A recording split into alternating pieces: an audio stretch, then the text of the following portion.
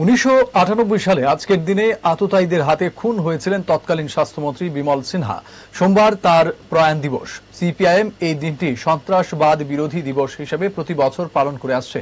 এবারও এই দিনটি পালন করল সিপিআইএম। এদিন সকালে দর্শকদের স্মৃতি ভবনে বিমল সিনহার প্রতিকৃতিতে পুষ্পার্ঘ্য অর্পণ করলেন সিপিআইএম রাজ্য সম্পাদক জিতেন্দ্র চৌধুরী সহ অন্যরা। আজ 31শে মার্চ। আজকের এই দিনে 1998 ইংরেজিতে কমলপুরে এই ধলাই নদীর পারে আভাঙ্গাতে আমাদের রাজ্যের চতুর্থ বামফ্রন্ট মন্ত্রিসভার যে সদস্য এবং পার্টির নেতা কমরেড বিমল সিংহ এবং তার ভাই বিদ্যুৎ সিংহ তারা সন্ত্রাসবাদের লেপটির হাতে খুন হন।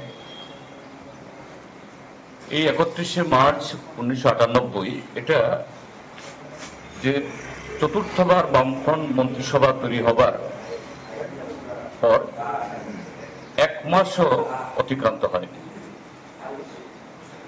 সেই নির্বাচনে বিপুল ভোটে বামপন্থী ফ্রন্ট এবং কমরেড বিমল সিনহা বিশাল মার্জিন নিয়ে কমলপুর কেন্দ্র থেকে জয়লাভ করে তিনি মন্ত্রী হয়েছিলেন।